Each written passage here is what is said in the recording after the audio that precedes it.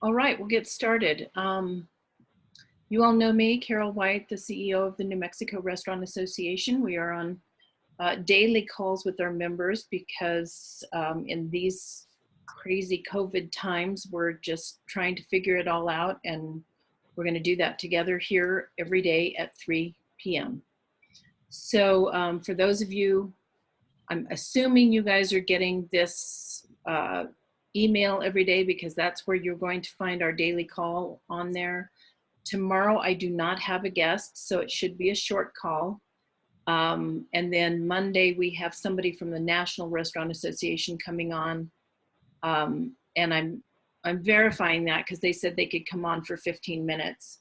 And I don't know if that's going to be terribly helpful. So I'm going to verify that. And then Tuesday we will have Antonia Roybal-Mack basically just talking to us about what you can do and what you might need to do in these days. And just if you have a legal question about something that you're dealing with right now, she will be here to answer your legal questions on Tuesday at 3. So I did a webinar with the National Restaurant Association today, which was on this Families First. And I really think we're going to get better information on this phone call. A lot of their information was super legal and not terribly helpful the way I saw it. I also was on a webinar with the tourism department, and that was helpful, but it's not information that we haven't gone over in our calls. So there's not anything I need to report to you about that. So this buy for tomorrow, this is a buynmlocal.com, is a way for you all to put your restaurants in there, tell what you're doing, if you're open, if you're closed, if you're doing takeout, if you're, doing groceries, whatever you're doing, this is something you can do, and this is being sponsored by the state of New Mexico. So I would say they've got a big reach. And so I would encourage you to go on that website, as well as our website, which is whatsopennm.com, which is the site that we're pushing right now. And I'm not pushing one over the other. I'm just saying, get on all the sites that you can so that people can see you and what you're doing. Tell the governor to let restaurants deliver alcohol. Send that message from this newsletter. And help us spread the word about the Serving New Mexico Fund. So if you're not aware of the Serving New Mexico Fund, this is a fund we set up to help our employees through these kind of crazy times. We gave away our first 2 grants this week, and that's because we only had 2 applications. And I'm encouraging those of you who are on this call to share this message with the employees that you know need help. We have $10,000 right now, and we will go until we give that out. And then we also are encouraging you to share this with your friends and family. And when they ask what they can do, share this with them and tell them, we'd love for you to help our employees. And then of course we have the coronavirus resources and our daily industry conference calls, which is this. So with that said, I would like to welcome our guest. And our guest today is Brad Steward. Brad is a CPA that I've known for years. He told me that he was doing something on paid leave entitlements. And I asked if he would come on this, as my husband calls it, the Carol Show. I'm not really happy with that. I think it's the NMRA show. Anyway, Brad is here. Brad, you have a guest as well, and can you introduce us? Yes, I will. Thank you all. Again, my name is Brad Steward. I've been a CPA for 35 years, working with businesses that range from $1 billion in revenues down to startup companies that have 0, including restaurants in there. With me today is Bob Daniel. Bob is a senior professional in human resources, has been president of the Human Resource Association here in New Mexico. He and I actually did a radio show for 10 years on KKOB 770 AM live every Saturday morning or every other Saturday morning for 10 years on business topics. It was called Let's Talk Business New Mexico. So we're actually glad to be with you today, and we want to be able to answer any of your questions. And what we want to do is give an overview of what this, it's titled the Family First Coronavirus Response Act is, and what some of your obligations are going to be as an employer. And the Department of Labor has actually issued some regulations. They're draft regulations now, but for all intents and purposes, they are regulations surrounding this, and we can talk a little bit more about that here in a minute. But to start with, let me tell you, we're going to be talking about this in an unemotional manner. And what I mean by that is we're just going to be presenting facts. We understand that this is an extremely difficult time for business owners and an emotional time for business owners. Things that you have put your life into, missed kids events, missed family events, to be able to get these businesses where they're at prior to this action and events that have happened that are well beyond your control creates a lot of emotions. So don't think that we don't understand what you're going through. We've sat with several clients here recently who have been in tears over what's going on, and we understand fully. The other thing I'll mention, two other things I'll mention. One is, please be cognizant of security concerns. I'm involved with other activities at both a statewide and national level, and I can tell you for the past couple of weeks, even prior to that, 4 or 5 weeks ago, the discussions at a national level and at a local level or state level, I haven't done anything with the local stuff here, but have all been around domestic violence, not domestic, sorry, I don't mean violence in the home. I mean violence at a local level, domestic crime.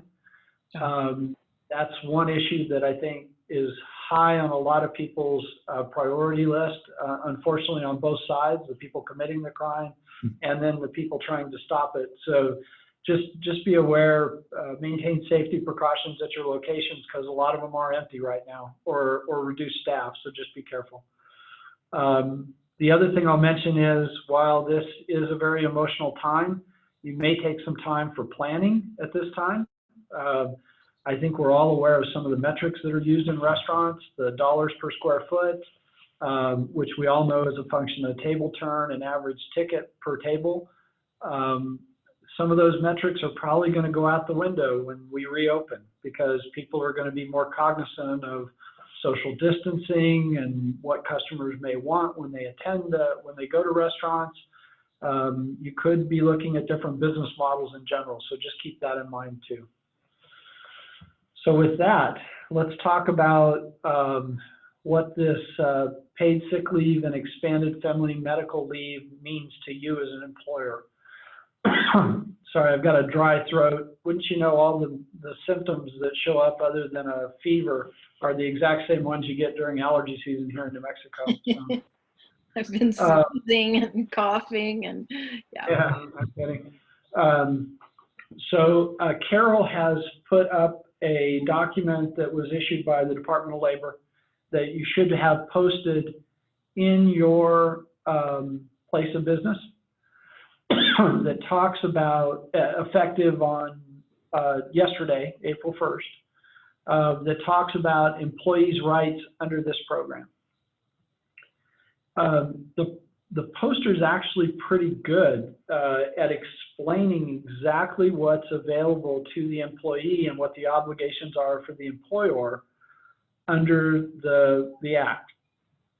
I will tell you that everything that's described here is also available for you as the employer to recover from the federal government to reimburse you when you have to pay out these benefits.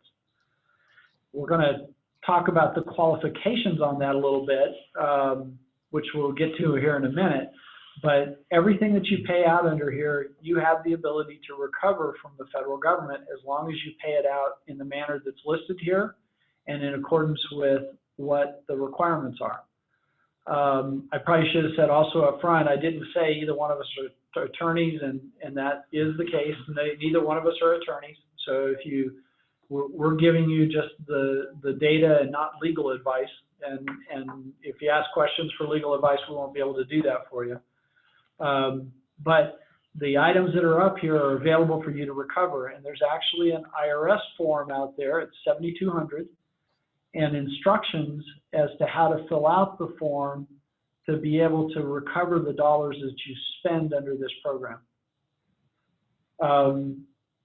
This is an employee election, and as it is with all employee elections, I think we would recommend or strongly suggest that you have some type of documentation that shows the employee asked for this and they are complying with the requirements to be able to have this leave, just like you would anything else that an employee may elect as far as a benefit from your organization.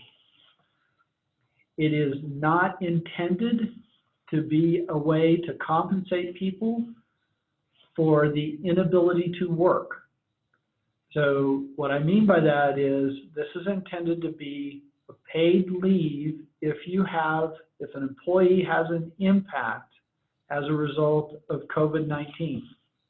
It's not meant to take time or to have employees go on this as opposed to your payroll as a way to have the government pay for it. We've had some people ask that question, and that's not the design of this, and the DOL has actually come out with some very specific regulations that say that. And I'll give you an example. Under the sick leave component, which is 2 weeks off for COVID-19, if somebody has symptoms, they believe they have it, then let's say they come to you and say, I'm taking time off under this sick leave component, and you say, perfect, and the person schedules time, gets a swab, and finds out they do not have COVID-19, then the sick leave under this provision and your reimbursement of their time off under this provision ends at that point in time. So for example, if it took them 3 days to go get the swab and the test results, and the test results come back negative, then the 3 days are paid for, and it's anticipated they come back to work. Or if they're sick for other reasons, they can take sick time that may be available under your policies as a company, but they cannot continue to be taking sick leave under this program. The same thing exists for family medical leave. If somebody takes time off to care for a family member or for a qualifying reason, which is primarily caring for a child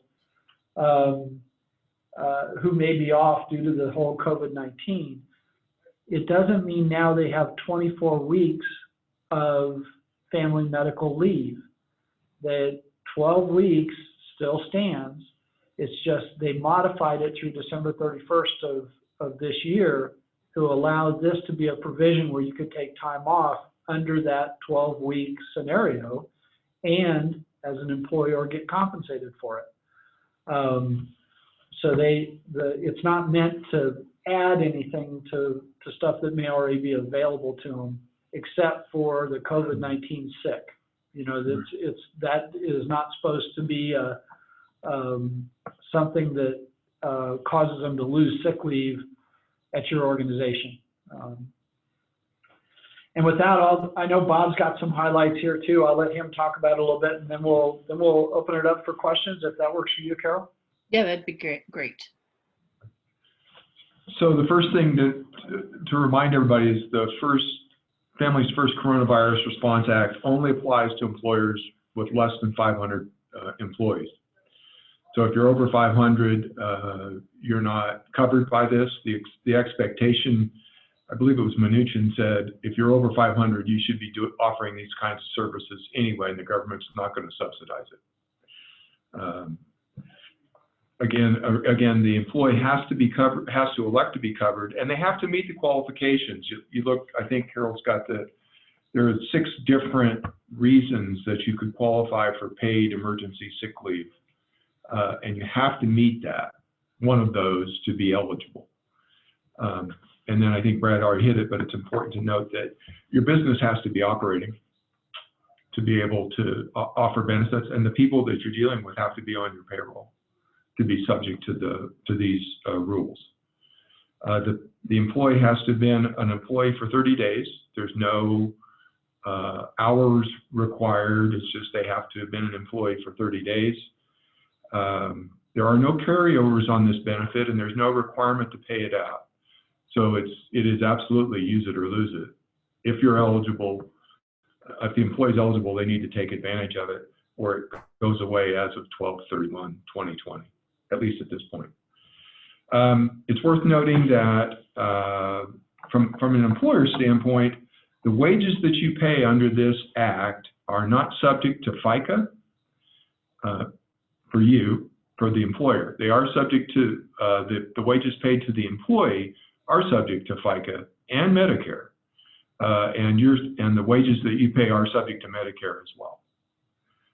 But all of the costs that the employer pays in terms of FICA and Medicare employer portion is reimbursable or recoverable through the refundable credit that is offered through this plan. And you can start offsetting on the Form 7200, you'll see that. You can start offsetting the credit that you would receive for the wages and taxes paid. You can use that to offset your payroll taxes, including employee withholding. At the federal level. At the federal level, straight away, so you don't have to wait. If you do get a big buildup and you have to, and it goes out to 90 days, you can apply for a credit and the IRS will send you a check. Using Form 7200. Yeah. Interesting. So I did not know that was the case. Yes, and you can file multiple 7200s during the quarter. There's no restrictions on that. Oh, so that's how you access it. It's not on your quarterly payroll. Well, you can. It starts with the quarterly payroll, but what we're seeing is potentially you could have withholdings that you're going to remit to the federal government that are not sufficient enough to pay for this. And so the intent of that Form 7200 was to make sure the employer was not having to borrow money to pay for benefits under this program. So that way you can file the 7200 and indicate the shortfall and get paid for get a check from the government, basically. We don't know how long that'll take. This is all new, but the intent of that 7200 was the Form 7200 was to get the money back as soon as possible. And then to expand on the Family Medical Leave Act change. Family medical leave, typically somebody would have to have been there a year and would get 12 weeks. This accelerates that and includes 30 days and all employers under 500. The first 2 weeks of family medical leave are not paid, and the remaining 10 are paid at 2/3 of their regular compensation, capped at $200. But it's worth noting that the emergency paid sick leave has a provision where you could take the first 2 weeks as emergency paid sick leave because you have to take care of a child who can't go to school. So effectively, it's a 12-week, the potential for the family medical leave with the paid emergency leave is 12 weeks paid benefit at 2/3 of regular wage and with a cap of $200 a day. So we've gone through a lot of stuff, so let me try and summarize this real easy. If you're taking care of yourself for a reason that represents COVID, you get 100% of your compensation up to $511 a day.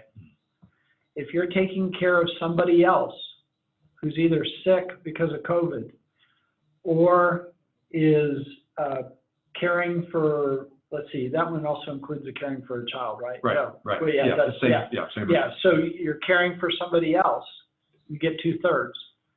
If you're taking the 12 weeks off, 10 weeks of it is compensated at 2/3 for taking care of a child who is out of school as a result of COVID.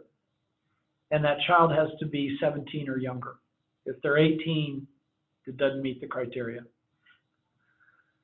The DOL has issued some regs. Again, they don't mean this to be blanket, the government's going to pay for everything.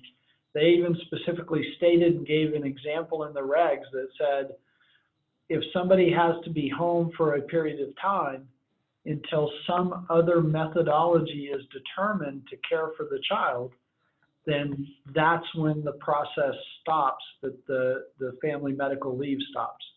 So if you've got a grandparent or a parent of that child that, you can split it 6 weeks and 6 weeks or 2 weeks and 2 weeks, the intent of this is that the government's just not going to pay for people when there may be other alternatives available.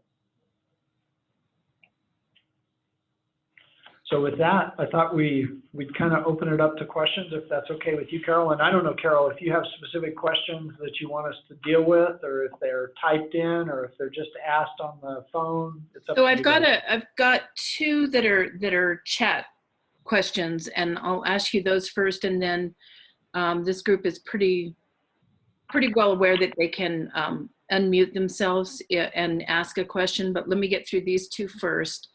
Sure. How do you pay a server who would usually only get a server rate and the remaining of the income in tips? So that's kind of hard to calculate in here. So what's your thought on that? The compensation the compensation is based on normal or usual, or 2/3 of minimum wage. So Yeah, that's probably the best way to put it. The minimum wage provision is in there, the prevailing minimum wage for wherever you're located. Okay. That's one methodology. The other is whatever would be considered normal compensation for them, subject to these limitations of $511 and $200 from a daily compensation side. So on a server, you would use the full minimum wage. That might be a way to do it, yeah. or if you know that their compensation plus tips would normally be higher than that, you can use that too. You can? Sure. Yeah, absolutely. Yeah, it's what they would normally, the expectation of what they would normally make. Okay. And again, the employer's going to get a credit, a refundable credit, 100% of whatever's paid out. So it's not like you have to, you don't have to be real restrictive on comp. You don't want to be crazy, but everything we've said is reasonable. So reasonable and normally expected. So yeah, and if reasonable is, I'll throw out a number, $25 an hour. I don't know if anybody's ever at that level, but if reasonable is $25 an hour, it doesn't mean you do it at 35. Okay. I mean, I understand everybody wants to give benefits to folks, but I think you're running a risk if you're aggressive in that manner. Well, you better be able to prove it, is all I have to say. Is, I mean, you need to be able to go back on payroll and say, yes, this is what this person made with tips. Here's where I went back and got this. And that's probably, before you do the other question, that's probably, we need to reiterate that. We've been spending a lot of time on this, and keeping good records on this is really critical, because we don't know what's going to happen. There's some allowance basically that you can take, so you can effectively take the credit on the fly as you have payrolls, but you've got to be able to document. You got to document what you did. And keep the records for 4 years? 4 years. Is what they're saying? 4 years. Yeah, I was looking at Bob, sorry, 4-year record retention. We've suggested because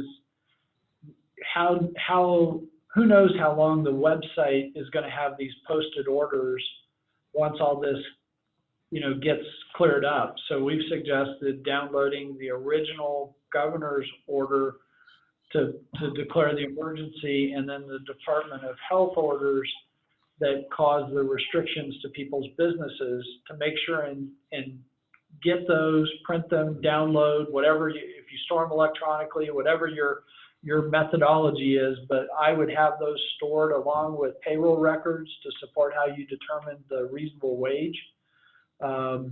You need to keep all that stuff and keep it somewhere that's readily available. Yeah. It's inevitable that somebody's going to get audited on this at some point. Right, and it'll be 4 years from now, and you're going to say, I don't know why I did that, right? Hopefully. Yeah. Or it's on the website, right? Or Yeah. It's not on the website anymore. Got it. Okay. Good. I'm glad we got that out. So another question is, which poster do we put up, the federal or non-federal or both? And I didn't know there was two. I didn't know there was a non-federal. Your requirement is to post the federal one, which is the one that you've been highlighting here. Yeah. I'm not aware of a non-federal one. Well, it's a federal law. I don't know. It's a federal law, so I don't know. I'm not sure what that would be. Yeah, this is the one I post. So Jim, if you have clarification on that, just either type it in or you're welcome to unmute yourself. And then we have another one. What about salaried employees? How much do you calculate for reimbursement? I would calculate whatever their normal salary rate is per day. And as long as it doesn't go over these daily or total limits, you're fine. Yes. 511 Correct. per day. Yeah, I don't think there's anything in here that requires you. If somebody made $250,000 a year, your requirement under this law is to pay out either the 511 per day or the 200 per day max. I mean, you're not required to pay more than what you normally would pay them. Right. I think you'd be subject to problems if you did. So. Right. And you're capped at those top levels.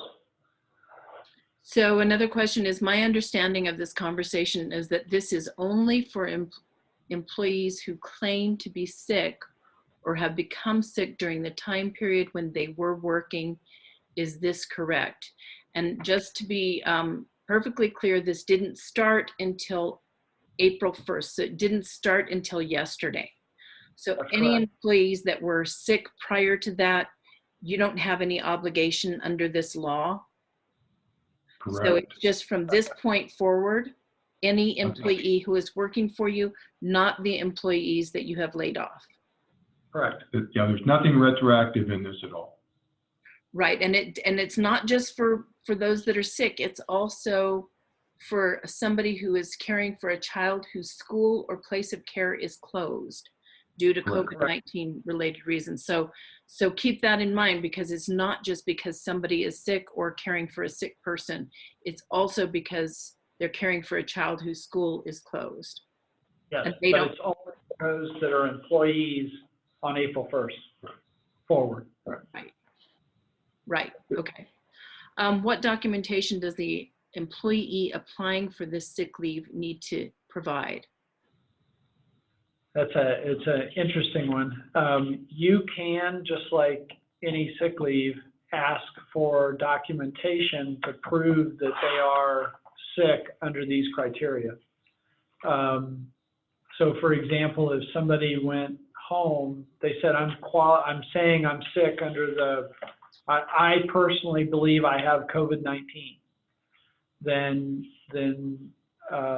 I would expect that they're going to provide to you something that provides a doctor's orders that they have been tested positive and they are ill with COVID-19. Although they did indicate that a doctor's excuse isn't necessarily required because they don't want to inundate the medical profession with people to get excuses written. So, but a positive test, sure. they're hospitalized. Right. Yeah. I mean, you know, there's things that you should get because this is only COVID-19.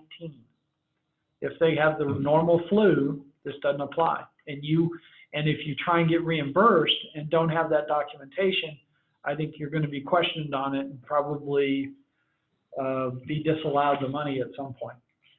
So it's very interesting. My daughter had she probably had COVID in Denver, and her doctor gave her an order to go get tested.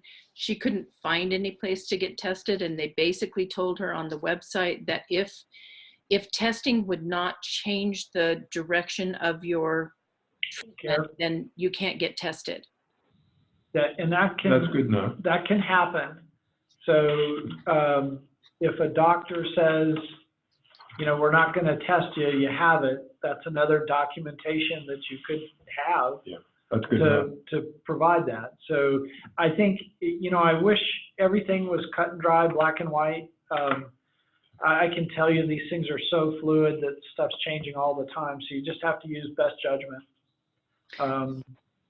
Yes. So I have the same question. I mean, if you look at this, number one is subject to a federal, state, or local quarantine or isolation order. We're all in that, aren't we? Yeah. It's been an interesting one. The DOL has said that shelter in place or stay-at-home orders do constitute a federal, state, or local orders of quarantine or isolation purposes for reason number 1 in this act. But you still have to be sick, right? I mean, there has to be something related to that COVID-19 at some point. So that's a little confusing, right?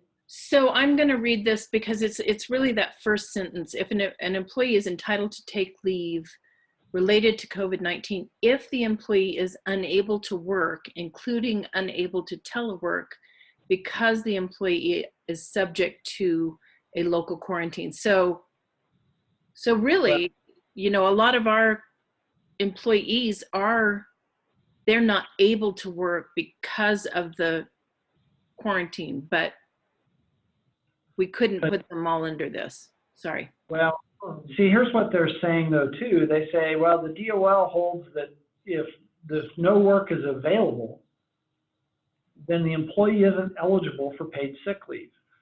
So some of the things that I've heard about, they say, well, really what this relates to is a business that's deemed to be essential business and thus permitted to stay open. But the employee in question is not providing essential products or services to the employer, and thus is not permitted to work because of the stay-at-home order.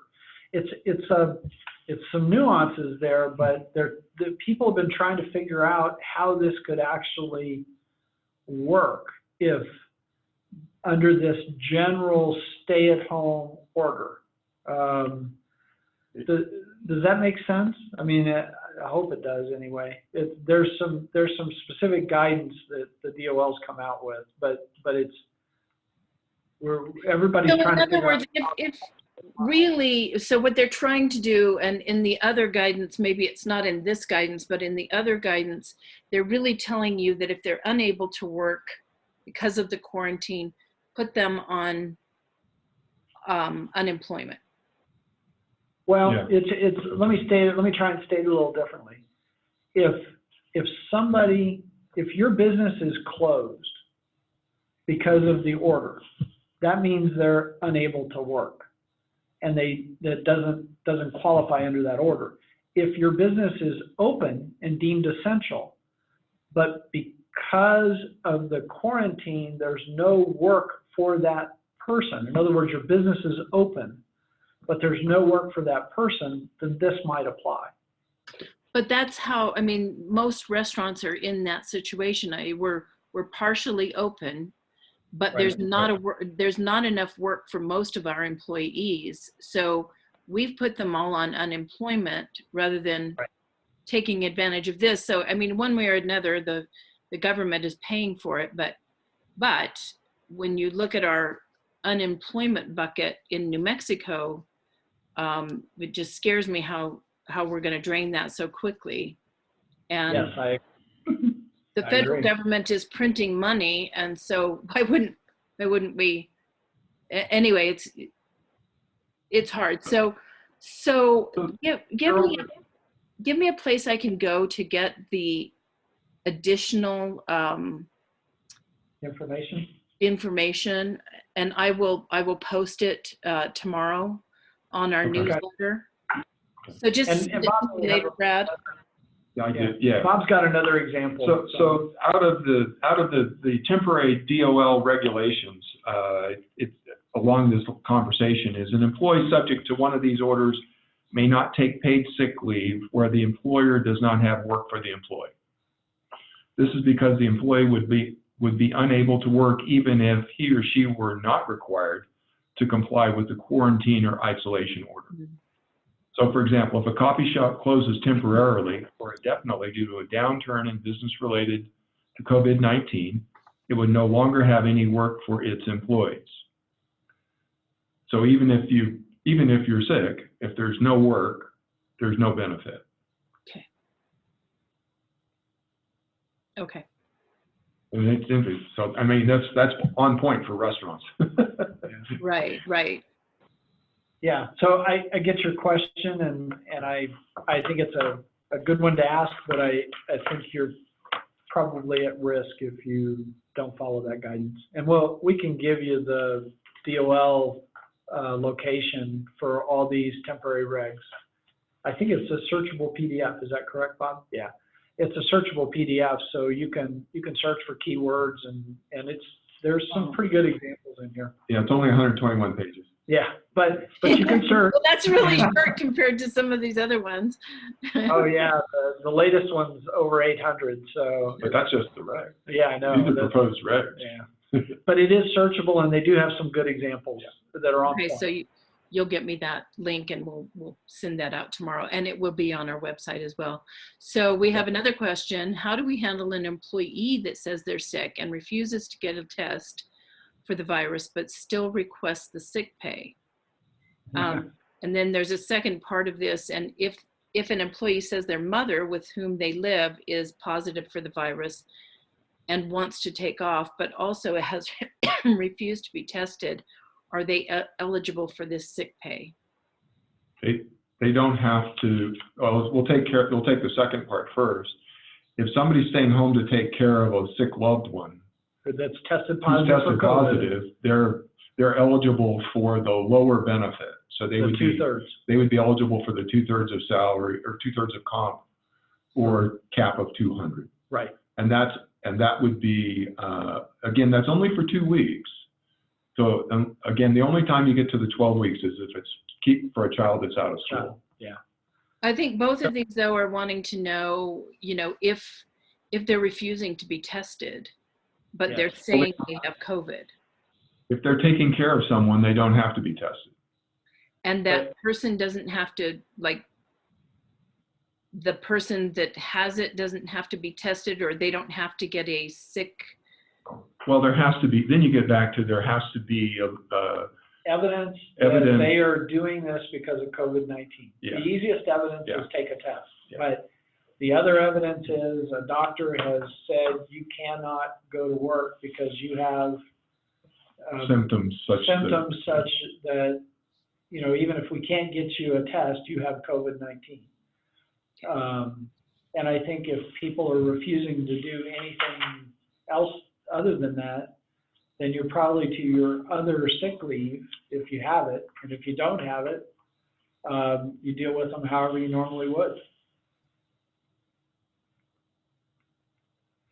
If someone decided to stay at home and take care of their child per the qualifying reason number 5, and it was before April 1st, can they still take this particular sick leave? As long as it's ongoing, yeah. If it's ongoing, then, and they're still an employee as of April 1. April 1, then they qualify for this. Okay. First 2 weeks is Unpaid. Yeah, unpaid, although. Then you qualify for the emergency paid sick leave. Yeah. So it is kind of interesting. We have heard that you can, for lack of a better term, piggyback it. You can take the emergency sick leave for 2 weeks and then start the 10 weeks under FMLA. Okay. Effectively get the 12 weeks paid. I would And that- imagine, here's a question, I would imagine that our employees are able to work because restaurants are an essential industry. So there's no restriction on them going to work from the stay-at-home order. But if you don't need them. Well, that's a different, if you furlough them, furlough them or lay them off, that's different. But, or reduce their workload. Yeah. You know, as Bob mentioned early on, if you are terminating them or if you're reducing their hours, both can apply for assistance through Workforce Solutions through unemployment. So a question, if you bring an employee back from layoff and possibly under PPP, and then they become sick with COVID-19, can they use this program if they haven't been back for 30 days? I don't, I thought you had to have 30 days. you have to be an employee for 30 days. So I don't know. So if they're, It's question. prior to their leave request. So if yeah, I think they have to be employed for 30 days prior to their leave request. That's right. I'm glad you saw that on there. I was looking to see where it was. But yes, it's right in the document that they have to be employed for at least 30 days prior to the leave request. So but if they've been with you for, if they've been with you for 3 years and then they've still got to be with you for 30 days before they can take advantage of this.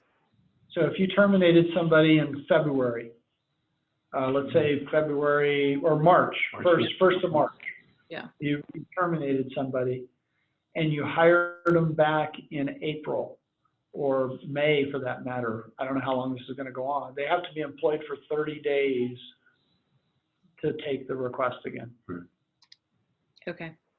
So they couldn't come back for a day And then take yeah, which makes sense. I mean, that's pretty logical.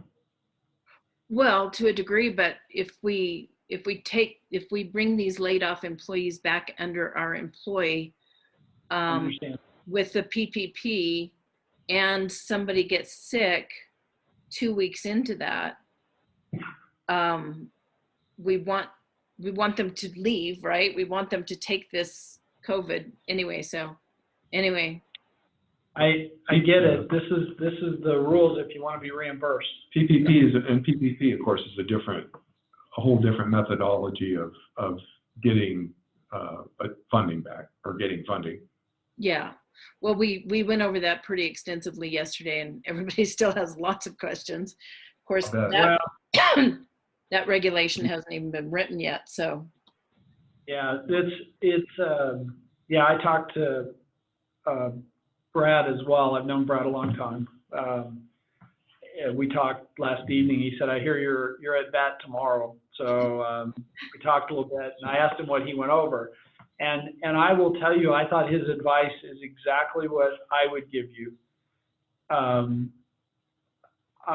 probably would word it a little differently. I would not take out the PPP loan to transfer wealth from you to employees unless you are darn sure that you're going to get that forgiven, because otherwise you're going to be paying that loan off over a period of time, and you, like I said, you just transferred your wealth to them. That's going to be a difficult position to be in.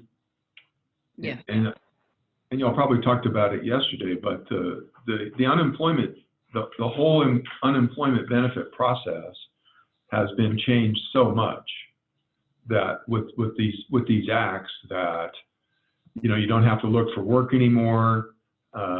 You get an additional $600 plus the benefit that you would have been eligible for. 26 weeks extended to 39. We ran some numbers. It's pretty amazing that up to almost $60,000, you could pretty much break even on unemployment benefits for 26 weeks over what you would have made in compensation. Yeah. Well, that is something that our industry is looking at. You know, I mean, if the government wanted us to bring these people back on our payrolls rather than have them on the unemployment rolls, they shouldn't have given them that extra $600 a week, because it's going to be really hard for us to get them back. Yeah. No, the inside baseball, or the rumors surrounding why anybody agreed to that, are that they knew there was going to be a population that was going to be laid off as a result of this because of all the restrictions that the government was placing. And they really wanted those people to stay at home and isolate so they weren't out potentially spreading the virus. Well, and I think it's also to help the economy. I mean, if those folks have money, eventually they will be able to spend it. So myself and 6 friends could have some pretty good parties for $3,600 extra a week, right? Yeah, no kidding. So we have a question, and is if you lay someone off because of COVID-19, is it considered termination? You mean for unemployment purposes, or? You know, it's interesting because I had a conversation with somebody this morning about the WARN Act, and they were very careful when they laid their folks off to call it a temporary layoff, not a termination, and not a furlough. I think that was coming directly from the WARN Act. So was that on advice of counsel? Because the WARN Act has provisions in it that allow, if you didn't know ahead of time, the WARN Act says basically you notify people as soon as you know. Natural disaster. There's provisions in the WARN Act that don't get you tripped up. I mean, we're not attorneys, but there's provisions in the WARN Act that say, you know, how would you ever know this was happening? It'd be like a hurricane happening and then you're subject to WARN Act provisions. That doesn't what happens. So yeah. So I don't know that many of my members on this call necessarily have to deal with the WARN Act, but So most of the time, whether you call it a furlough or a layoff, I mean, it's unemployment. You're terminated. George, would you like to get on? Sorry, can you hear me? Yep. Yeah. Oh, you know, since we kind of morphed over to the PPP, it kind of got some clarity in my head, which I think is where everyone's going. But the SBA is supposed to have some sort of guidance within 30 days. Yep. So one way to look at it, it doesn't really help our employees who can't collect unemployment, but the way we're looking at it is to basically start the process, borrow the money, and then just sit on it and just wait. I mean, if they say we can open June 1st, then we'll still have, you know, we would still get some kind of reimbursement, even though we're open and having income. So we just basically concluded the best thing to do is just get the money in our pocket, wait for that guidance to come out to see how much we could actually get reimbursed. And then whatever we can get, we can get. And maybe it's not as much as, it's not 100%, maybe it's only 30%, but it's better than nothing. And then you pay off the remainder. Yeah. I understand the law is pretty clear that a computation is going to be done for the 8 weeks following funding. So hopefully this doesn't extend, 2 months out. So I get where you're at, but just realize, put the money in a separate account. Don't put it. I've recommended to our clients, and I think you heard this yesterday, put the money in a separate cash account, because if you put it in and commingle it, and Yeah. it got some kind of sweep account that pays down a line, or you somehow used it to pay down payables, you really don't want that to happen. You want to make sure and keep it clean. And then Right. even after things reopen, you basically want to show a trail that says, I funded money out of that separate cash account to pay payroll and costs that are specifically identified under the law. The thing is that the 8-week period has to start basically May 4th, if it's going to end by June 30th.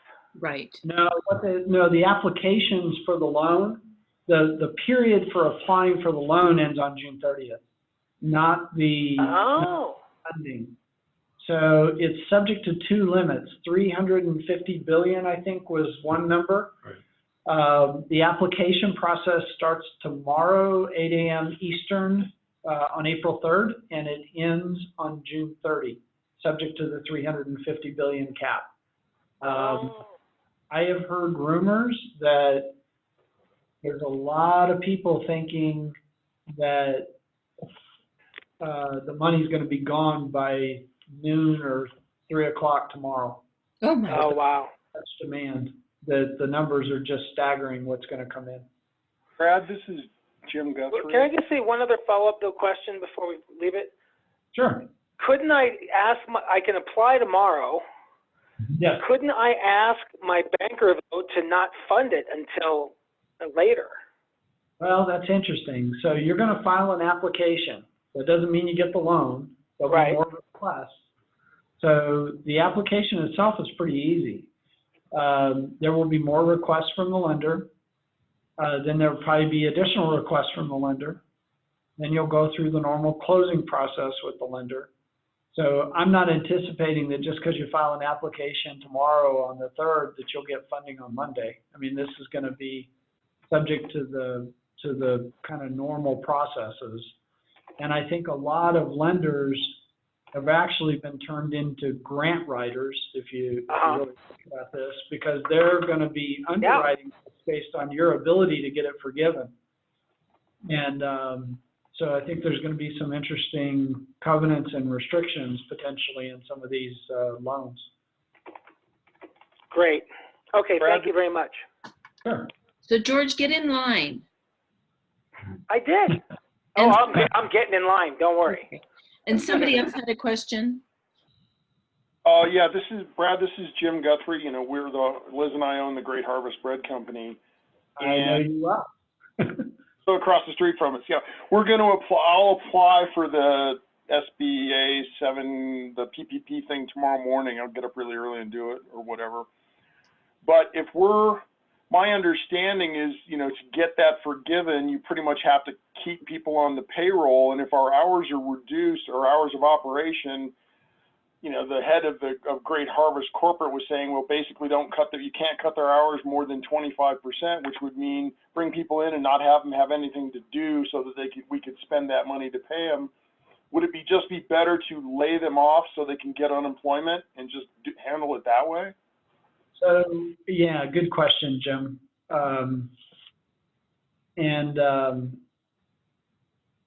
What I believe is you would want to put the money in a separate account. You're only going to want to pay payroll with it. And if you have reductions, what it means is you'll have reductions in the amount that is forgiven under the Act. And so you're right, if you don't need the people around, I don't think this was intended to have you pay people as if you were an unemployment compensation group. It's meant to help people who are experiencing additional cost and issues associated with complying with all of these things that are out there associated with COVID-19. And so I believe what will happen is you just get a reduced amount forgiven if you have reductions. We've looked at some of this stuff with some of our clients, and we think that's going to be what transpires, that you'll get reduced amounts. But again, we don't see the We don't see the regulations that say how they're going to do that. That's one of the things. So we're recommending get your application in. It doesn't mean you get the loan, but you get your application in. Hopefully, you know, during this process of underwriting, we'll get more information, and then you can decide whether or not you want to continue forward with the loan. Because you can always say, you know, I applied, but I don't want it. I'm not going to do it. It's too onerous. Well, and the other thing, had this about a week and a half ago, we had our employees basically say, well, I'm anxious and I'm afraid to work in the business because I don't want to, you know, catch COVID-19. So we talked to our labor lawyer at the Rhodey law firm, and he said, well, if you had hours for them and they choose not to work, then they voluntarily quit. That's right. Right. And so what we have done is we said, fine, and we just said, okay, you don't have to work. If you don't want to come in, fine. And only one of them filed for unemployment, or the others haven't done anything yet. But we've reduced our hours of operation because, you know, Liz and I can't work 18 hours a day, 7 days a week. Yep. We're going to cut our hours even more, I think, because our sales have dropped off. And if they which is one of the other criteria, right, for getting the grant. Your sales dropped by a certain number compared to the same period last year. Yeah. And like for this last week, they've dropped 45%, and the number of customers has dropped even more than that. But I guess what I'm thinking is if we decide to, for example, close on Monday after Labor Day and be closed on Mondays, we'll just lay a couple people off and they can go get unemployment. And I'll apply for the PPP thing, but maybe I just don't use it because we'll have cut our hours. The other option, I guess, was have them come in and have them, you know, sweep and clean and do stuff that we would normally maybe do if we were actually open and doing stuff. And we'll just have it. We could have to be able to use that money. We basically have to have employees here doing stuff, you know, busy work, and that doesn't make any sense to me. Yeah, well, and remember, there's other programs available.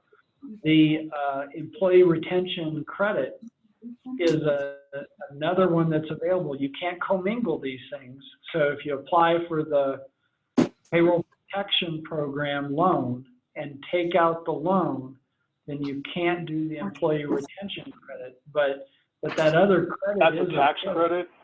Yeah, it's roughly $5,000 per employee during the period of March 12th, and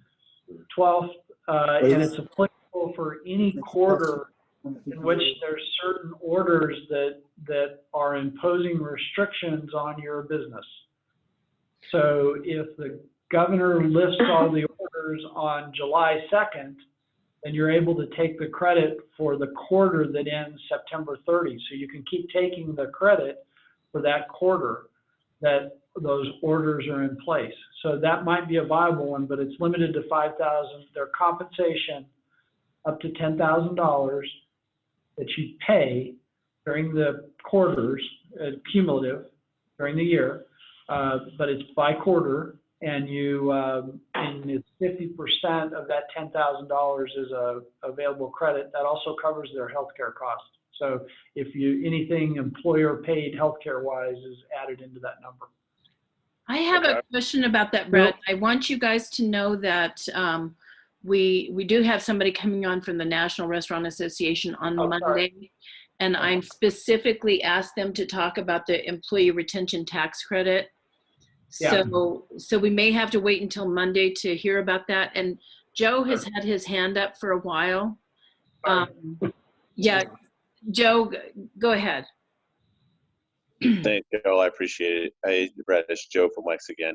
I briefly talked to you yesterday, but I just kind of wanted to re-clarify something.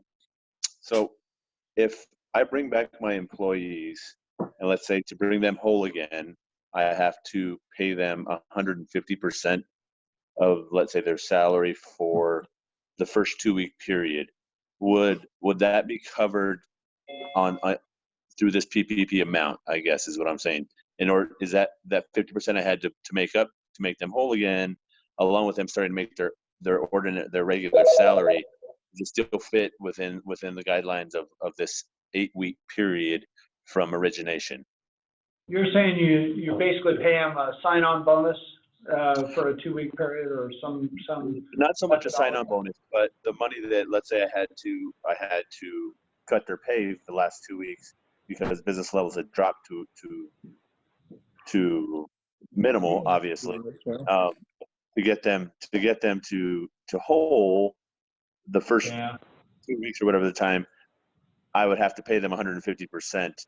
But does that amount, would that fit? That would still give me 2 months from that point forward, I guess, from the origination, and that those dollars could still be. It's all about forgiving. You know what I mean? The amount that can be forgiven. I think everybody is trying to take advantage of the grant portion of it to make as much of the loan, if not all of the loan that they take out, be forgiven. Yeah. So that's an interesting, as Bob just said, an interesting thought. You probably didn't hear him. The way it's currently written in the law, still subject to regulations, it says payroll paid during that 8-week period. I think the intent of that is to say that it's for compensation during that same 8-week period.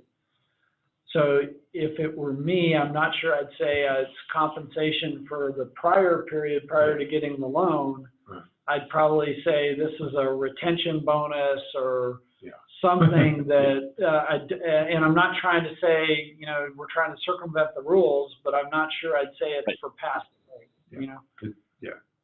No, and I agree. Like I said, I don't know. Like it sounds to me like the intention of this is to keep people off of obviously off of Unemployment.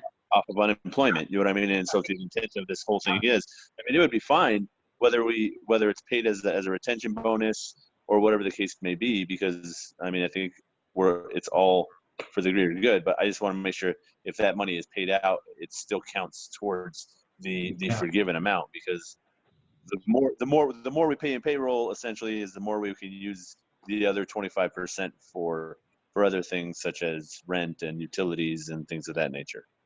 Right, Okay. and there is don't forget, there is a cap, an annualized cap of $100,000, which again, we're yet to see regulations on it, but we believe it's going to be it's an annualized number. So it's basically it's $8,333 a month, and that's the base pay plus the employer portion of healthcare, plus we believe it's probably going to also have the employer portion of taxes in that number. So if you exceed that, just realize that could be an issue. So, which would probably be, I'd call it a retention bonus, so that way it's not annualized, if you know what I mean. Right. In other words, you have base pay, you have a retention bonus. They'll be computed separately in the annualized amount. You still would be under the 100,000, but if somebody just said, well, your base pay went up, let's say their normal pay was $4,000 a month plus $800 a month for all the other stuff I was talking about, and then you said, I'm giving you a $3,000 retention bonus, the lower number that I described would be the one that would be annualized, and then you'd add the 3,000 to it, not 70. Now I'm lost in my math. I should have made notes, but 7,000 annualized, which could get you in trouble. I'd be worried. You got to pay attention to it. I think the big issue there, Joe, is if it's some of your lower level managers, it's probably not going to be an issue. But if it's somebody fairly high up in the food chain in your organization, you could bump into that $10,000 cap, and that will. So, 100. Well, yeah, 10,000. 8,333. Yeah, sorry. A month. Yeah. Right, and that's what I'm saying. It's only over an 8-week period. I mean, moving forward, obviously, when we come out of this, I think that anyone who is in that category is probably a pretty vital part of your company. So they're gonna need to have the faith moving forward that's gonna be different. But is up to $100,000, correct? So if someone makes more, that's my understanding. You can only compensate that percentage of people up to that amount. You don't take them correctly out of the conversation. yeah, to recover that under the grant. And so what I'm Right. saying is I just put a different line item there that says retention bonus or hazard pay or something to show that it's Okay. just not a normal base pay that would get annual computation. Right. So, Right. yeah. That makes complete sense. Okay. Carol, I have a question. Yeah, who's this? This is Tom. Hey, Tom. This is Tom Hutchinson, the Henry Last Christians. To the discussion regarding whether it's a retention bonus or not, we're going to probably bring some folks back that didn't file unemployment. And as you know, to bring someone back and put them on the payrolls, you're competing with filing unemployment, which in some cases can be in the mid-20s an hour. My intentions are, if I bring somebody back, let's say at a few dollars more an hour than they're making when I dismiss them, that I had to do that to get them back on the payrolls. Otherwise, they'd be collecting unemployment. Sure. Understand. I'm just talking about how to keep it under the, Yeah, we don't see that under as a the big number. deal. If you want recovery under that, all of it's going to be recovered. You just don't want them to annualize the larger amount. That's why I was kind of heading there. Right. Yeah.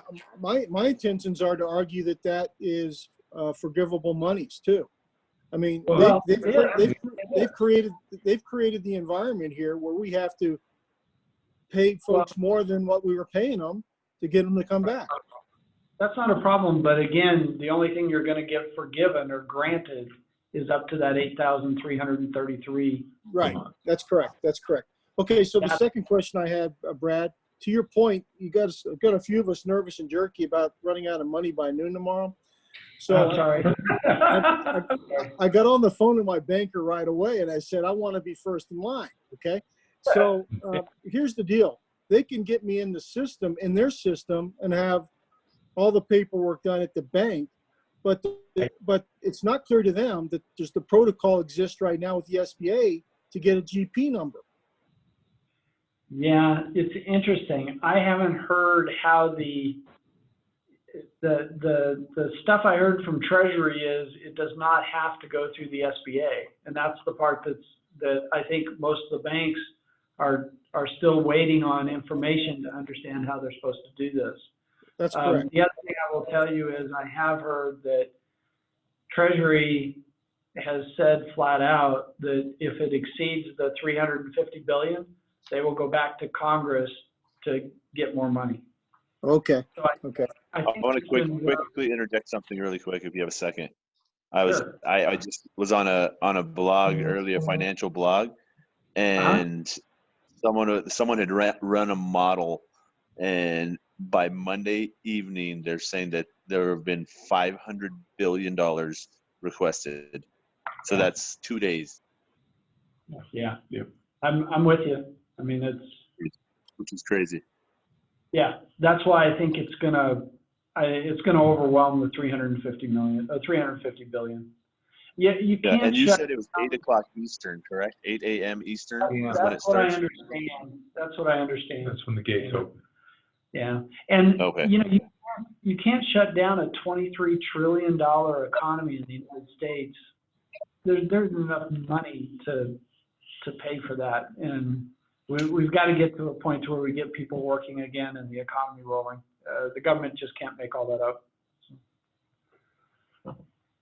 Yeah, no, I agree. So I do think that this is just going to be and actually I'm watching the White House briefing right now as well, but I do think that this is going to have to be the first step in a longer process, and hopefully it is going to be that everyone's going to take that into consideration moving forward, and they can streamline all these processes before it has to happen again. As much as I'd like to say it's going to be better in two months, I mean, I don't think we'll probably be at full throttle for a while after that. So I know that we're going to have some other plans in place, and it sounds like everyone understands that to be the case.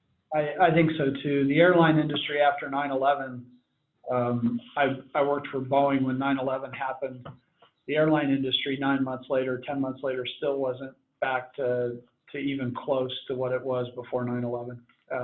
This is going to take a while once it's shut down like this. So this is a time to conserve cash, think about things that are going to be necessary necessary in the future, do some good planning. You know, that's unfortunately, that's kind of the hill we're on right now. Where do we actually? I want to thank you guys. We're already at 4:10. Thank you guys so much for being on. Brad, Steward, and Bob Daniel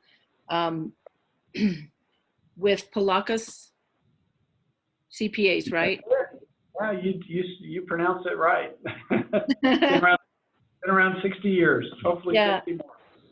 Well, and we really appreciate you being here and sharing your knowledge with our members. And thank you, folks, for being on. We will be here at 3 o'clock tomorrow. I don't have a special guest, so we'll just be on answering our own questions and maybe making it a short one. But then on Monday, I have somebody coming on from the National Restaurant Association to speak specifically about the employer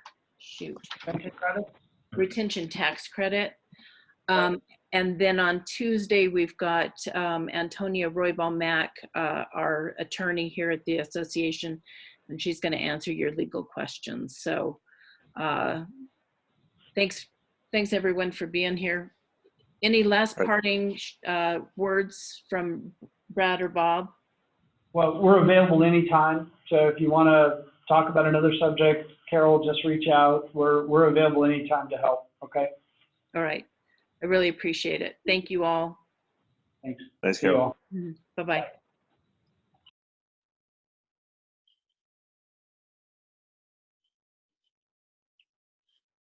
I know I'm Princess Tech Queen, but are we leaving this chat or are we just doing our staff meeting here?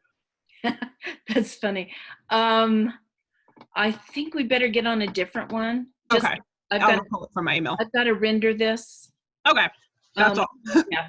I'll go get on the other one. And I'm trying to end this meeting and it's not ending, so I'll be on as soon as I can. All right. Bye. Oh, come on.